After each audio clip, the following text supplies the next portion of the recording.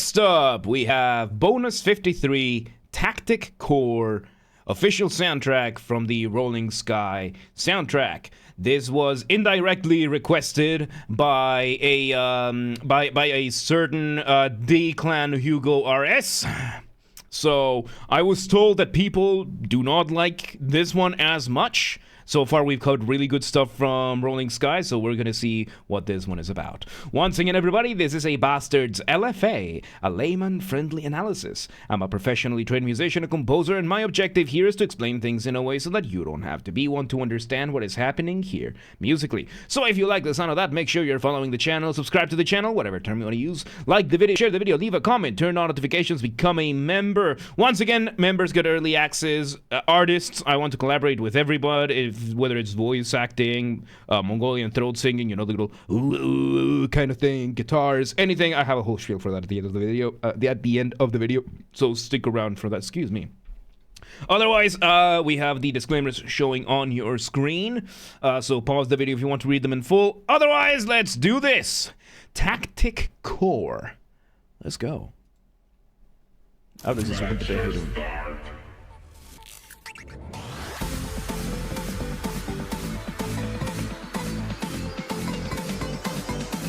Okay, so we start with of course the vocal sample. Then we bring a couple of elements here, but I can already see a glaring issue over here. The notes are rushed. The notes might not be quantized, or they might have been quantized wrong.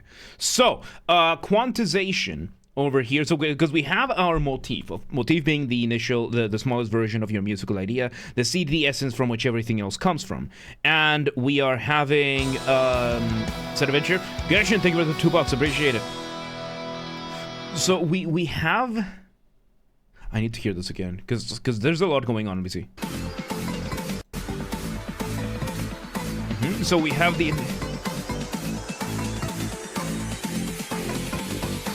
Okay, so it seems, at first it sounded like the beats might be in a different tempo, but it sounds like they're just not quantized properly. So when it comes to music, there's the concept of something being quantized. Quantization is a thing that happens for MIDI. MIDI being the digital instruments that we get. For example, I have this keyboard over here. This is not a real piano. This is just a computer saying like, hey, whenever the keyboard is hitting this note, you play the sound at the thing. It has an entire algorithm for this. So quantization is something that you kind of need, and here it's either a deliberate choice or a massive oversight. It's going to be one of the two. So quantization is what happens. Let's say we have.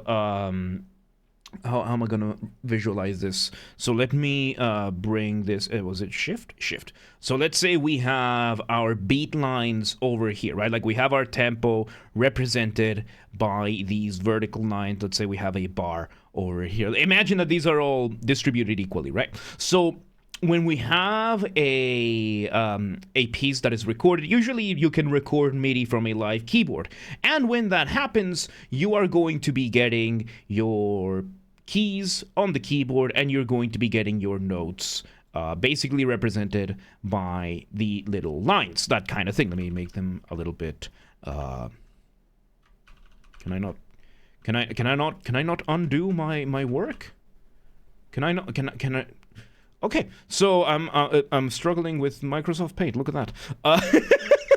So yeah, you're gonna have your notes. So let's say we have these going on over here, and quantization is what is a process that you can do, right? Because if you, why can't I undo my thing? I need to undo the process anyway.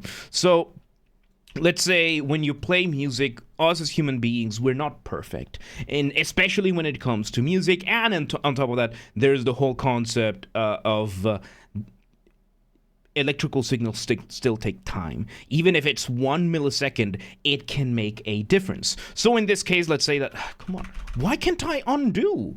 Why can't I undo? Is there really no control Z, there's not.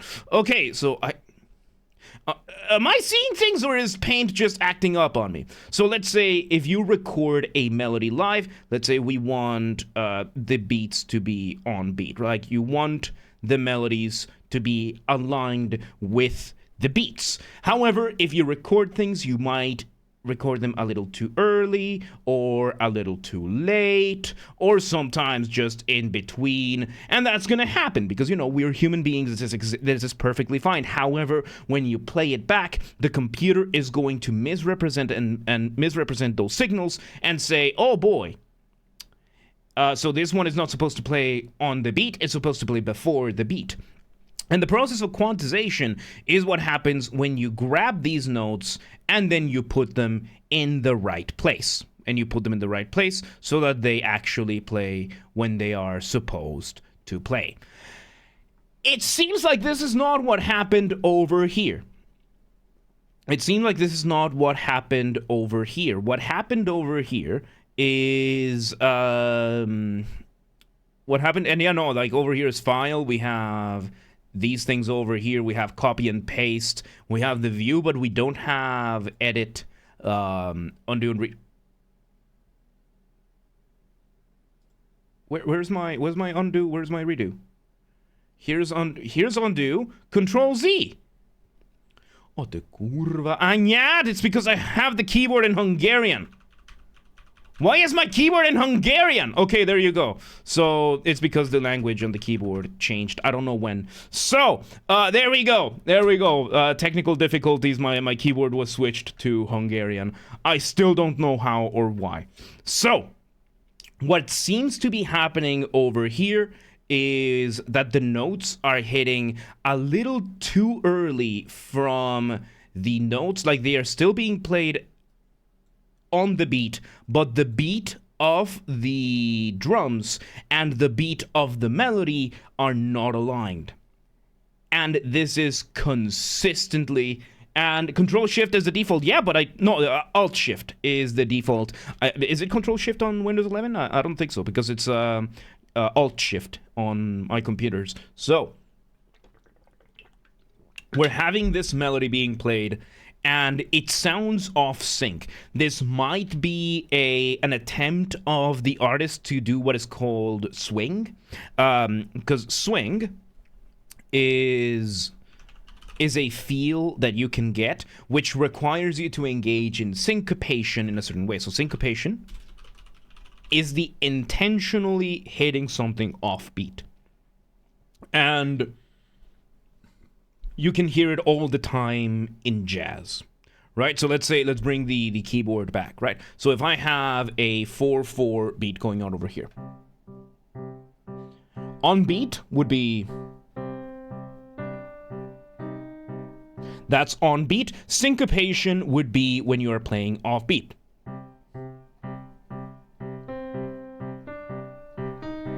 That kind of thing. And swing is usually something that you do in anticipation of the beat. So it would be like, I can't even hold it right because I'm not very good at two-hand rhythm. But the point is that this is very common in funk, it's very common in jazz, and it's either the artist here wanted to do something like that or did not quantize the sounds. Let's see where this goes.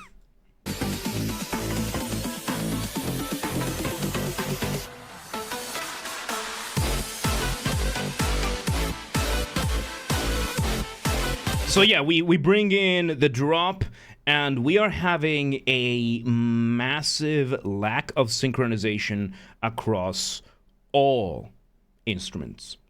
The bass line is now aligned with the drums, but the melody seems, it has to be intentional if you leave it like this throughout the entirety of the track. And we're having the motif being repeated, which is a nice melody, and it seems like it could, I'm seeing multiple possibilities of what this could be. Possibility number one, let me actually write these down before I forget them, because I have horrible memories. Possibility number one is no quantizing when quantizing should have happened. So the artist here did not quantize the samples and resulted in this, and either decided to go on with it or did not notice, which I don't know which one would be worse. Number 2, intentional number 1, where artist wanted to add syncopation in a similar manner as swing or funk. And number 3, which I really hope is not the case, intentional 2. Intentional 2. That the artist syncopated in a subdivision so obscure to try and be more intellectual about the music. So what do I mean by subdivision, right?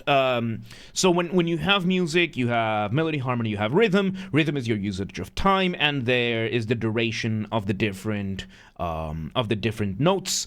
And over here, let's say we have the concept of the measure of the time signature, upper number of notes, lower number, type of notes, and we have, of course, right, whole notes is 1, half notes is 2, quarter notes is 4, eighth notes is 8, 16th notes is 16, so on and so forth. So 4/4 is like what we're having over here. 4 quarter notes, that's your metronome. That's how you're going to be counting. One whole note contains 2 half notes. One half note contains 2 quarter notes. One quarter note, 2 eighth notes, so on and so forth. So 4/4 bar, 1 2 3 4, 1 2 3 4. And if you were to count the eighth notes within it, you would then put the eighth notes in between those quarter notes, and you would count them as an. So 1 and 2 and 3 and 4 and 1 and 2 and 3 and 4. However, there is a concept known as tupleting, which means you cram more notes into the space than there probably should be. And you can get pretty crazy with those. For example, the most famous one is the triplet, where you put 3 notes where there should be 2. So in the case of an 8-note triplet, instead of having the 8th notes like this, you end up writing them like this, with either a 3 over here. Some people add the brackets, stuff like that, and you start counting them, 1 ta ta, 2 ta ta, 3 ta ta, 4 ta ta, that kind of thing. However, there's some tupleting that can be a lot more egregious. For example, there is the 16th note septuplet, which means in the space that you would usually play for 16 notes, which, 1 E and a 2 E and a 3 E and a 4 E and a that kind of thing, instead of that, you play 7 16th notes. 3, 4, 5, 6, 7, in the same amount of time.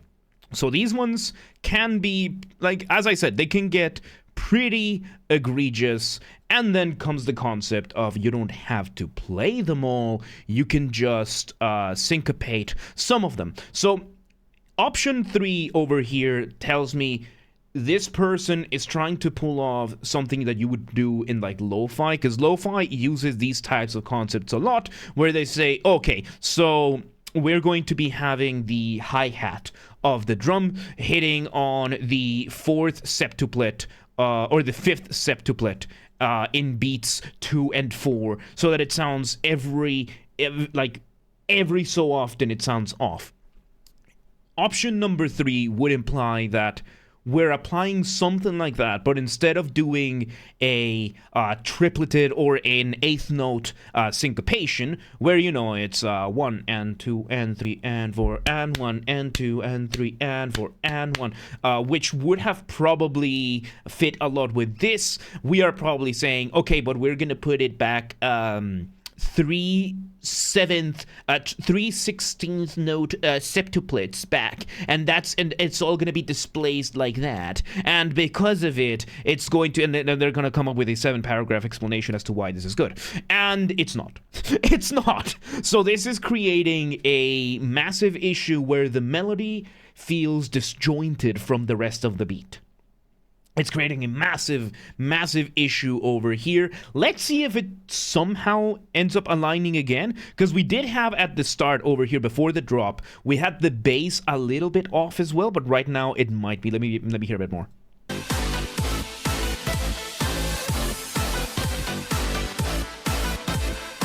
Okay, the bass seems to be a little bit side-chained, so if the bass is offbeat, it's not very noticeable because of the side-chaining. Side-chaining is when the drum hits, whatever is being side-chained has its volume turned down, and then back up. So,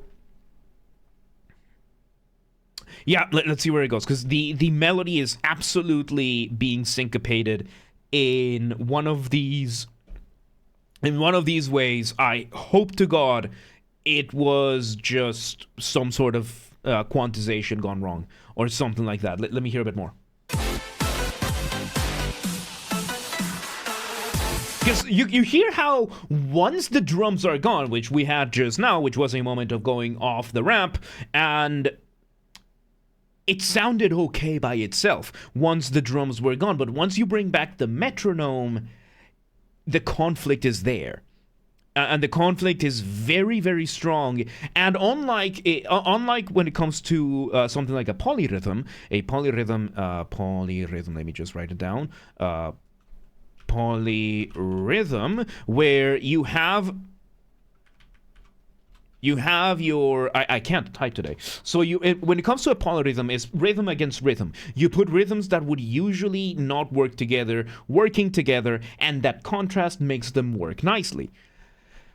Maybe this is what the artist was going for, which would be intention option number 2 over here, but it didn't fully work. And once again, off the ramp, of course, being a colloquial term that I use. Colloquial, by that I mean there's no official academic definition for this, or at least I'm not using it for the sake of simplicity. And it can be as short as a couple of beats, as it was over here. It can be as long as an entire section. I think in electronic music, before it happens to the drop, I think it's called the hook. We will see. Dan, welcome today. How you doing?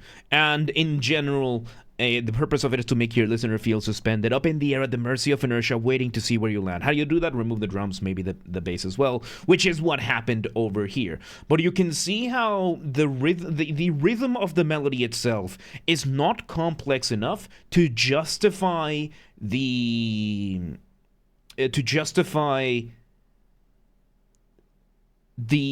displacement. That's the word I was looking for, the displacement. Because if this had been a more funky melody, probably, because in funk, in jazz, you get a lot of melodies like that, like that kind of rhythm that is a lot more active, it's a lot more displaced, and the point of it is that it starts displaced and then it comes together. In this case, we're just getting a rhythm that it sounds like it just doesn't belong here. And that is one of the first things you want to avoid with your music. You want your motif to feel like it belongs. And right now it is happening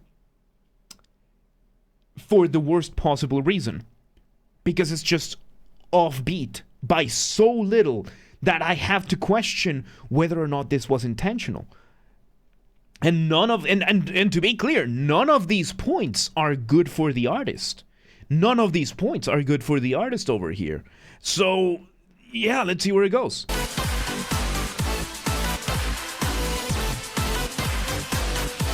Yeah, the bass is aligned.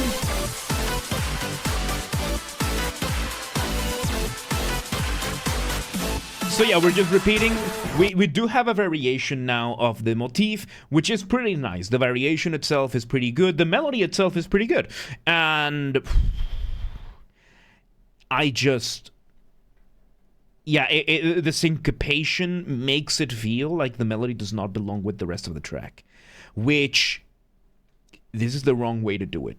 Because if you want to make your melody feel like it doesn't belong to the track, you don't make it you either make it such a different rhythm that it genuinely sounds like a foreign entity to it, and you make that contrast play in your favor, or you align it rhythmically and you just put it somewhere else. A great example, a composer that does this brilliantly, of course, being Igor Stravinsky, with his ballets, his compositions, all that kind of stuff. Particularly his ballets, The Rite of Spring and Petrushka.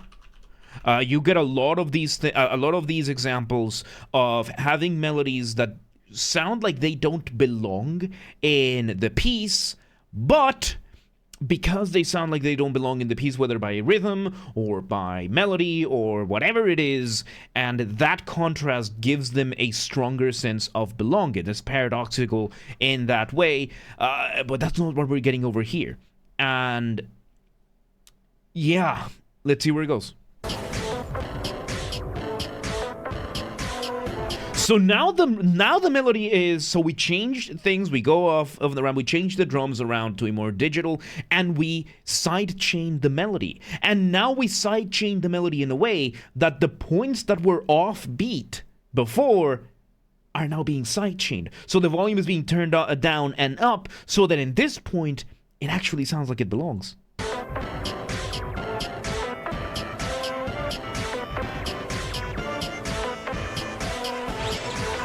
And the biggest culprit of this whole thing is the first note.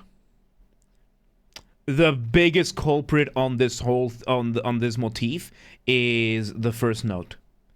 The first note should not be syncopated. If the first note had been on beat, you would just get a feeling of that's it, instead of the whole thing feeling off. Because if I play this motif, yeah, it sounds funky and everything, but if all of the notes are displaced like that, then it doesn't belong. The whole culprit is that 1/3, 1/8, 2/7, 2/5 of a note that is just before the start of the bar. That doesn't belong, because the rest of it can very easily fit, but this doesn't. So it's, yeah, let's see where it goes. Okay, so we got the voice sample again. So there we go, we got another drop, and now the melody is being sidechained, and that downbeat, and that first note of the melody no longer being offbeat like that fixes it. I think that's a grace note, not syncopation. Grace notes are not supposed to sound like that. A grace note is a note before a note. So if you want a grace note, let's say we want something like this. Something like that. The grace note is not supposed to sound, and the problem is, if it was a grace note, the second note would be the one that falls on the beat, but neither of the notes fall on the beat. So let me visualize this for you, right? So where the hell is here we go. So over here, the problem we're having is that we have over here the downbeat. Let's say this is the downbeat, the start of the measure. And right now, let me move this a little bit over here. So right now, the problem with the melody is that we are having note number 1 starting right here and note number 2 starting right here. If this was meant to be a grace note, and a grace note, again, is a note that you play before another note, in a manner that it sounds like it's an added idea rather than the actual idea. So let's say we have the motif, and if we were to add a grace note,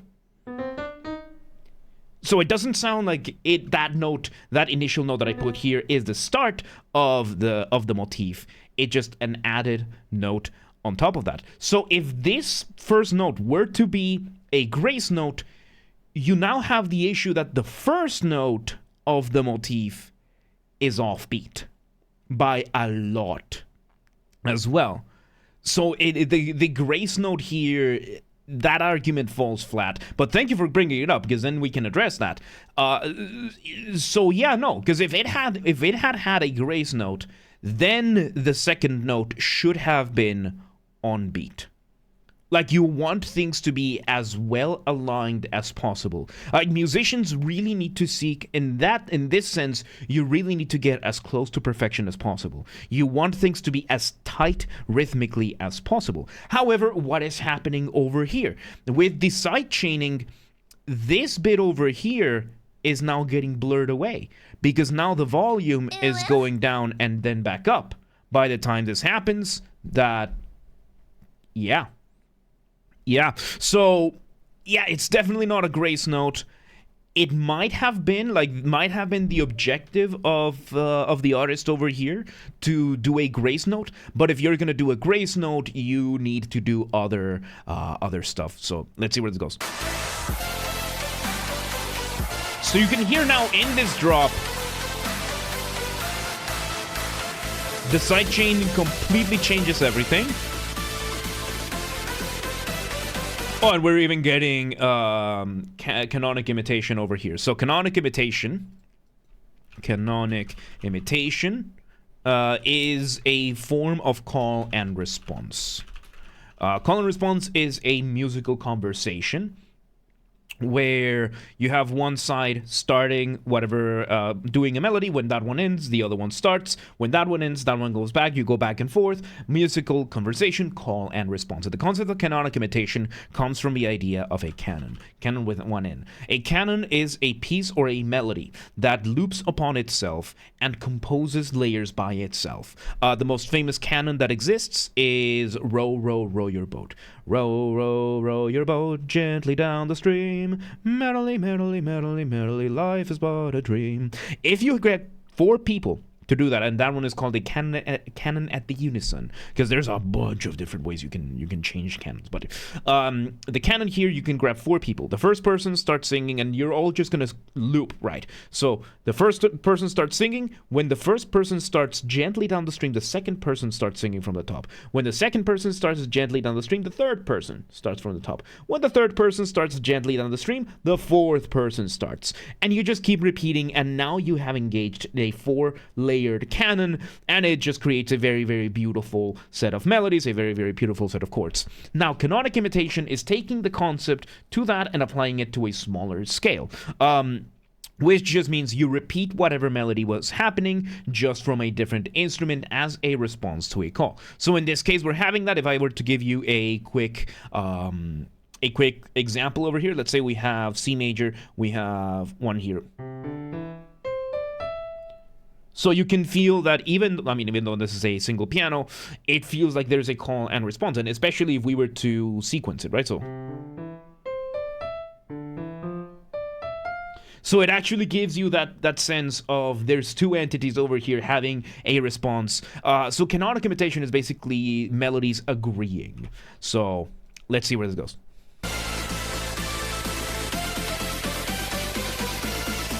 Those notes are on beat.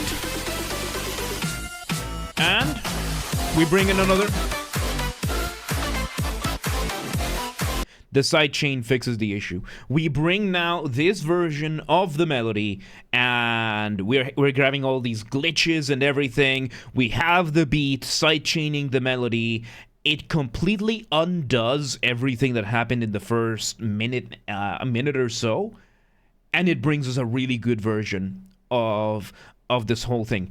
However, at this point, having to wait well over a minute and a half for you to bring me an acceptable version of your melody, that don't bode too well now, does it? When your sidechaining is what fixes this, it gets rid of that little bit of syncopation.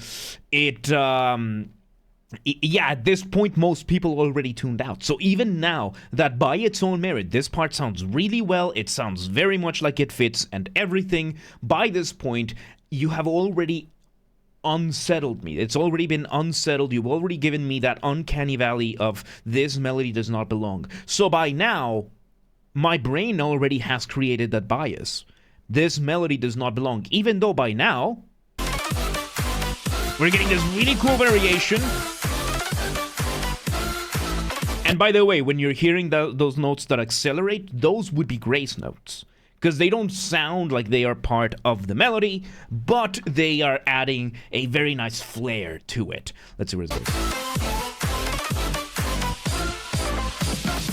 And we're running again.